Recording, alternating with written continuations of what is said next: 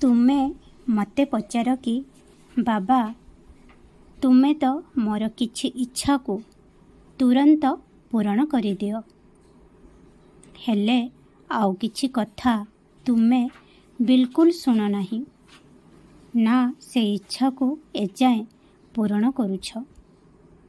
ଏମିତି କାହିଁକି ବାବା?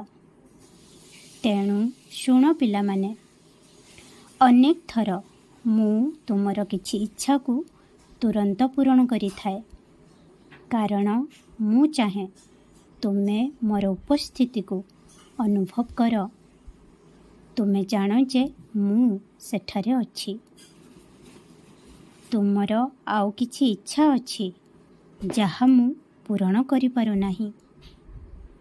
ଏହାର କାରଣ ହେଉଛି କି ଏଯାଏଁ ତାହାର ସଠିକ୍ ସମୟ ଆସିନାହିଁ।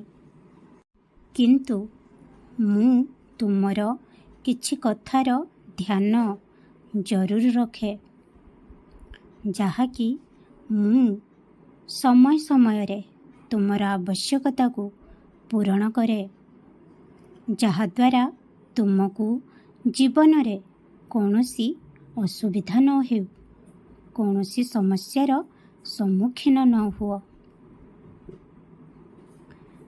ତୁମର ଯାହା ଇଚ୍ଛା ଅଛି, ଯାହା ତୁମ ପାଇଁ ସର୍ବୋତ୍ତମ, ସଠିକ୍ ସମୟ ଆସିଲେ ମୁଁ ସେଗୁଡ଼ିକୁ ପୂରଣ କରିବି।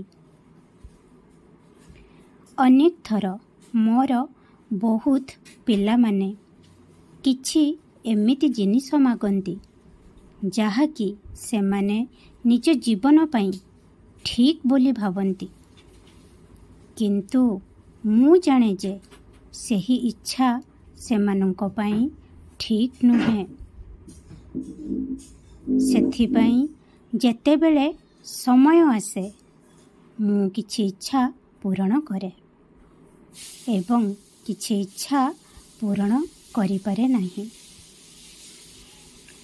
ନିଜର ପାଠପଢ଼ା ଉପରେ ବହୁତ ଧ୍ୟାନ ଦିଅ, ବହୁତ ପରିଶ୍ରମ କର।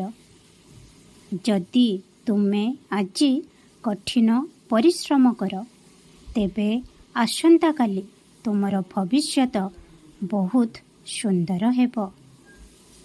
ଏହି କଥାକୁ ଧ୍ୟାନରେ ରଖି ନିଜର ପରିଶ୍ରମ କର ଏବଂ ନିଜର ପଢ଼ା ଜାରି ରଖ।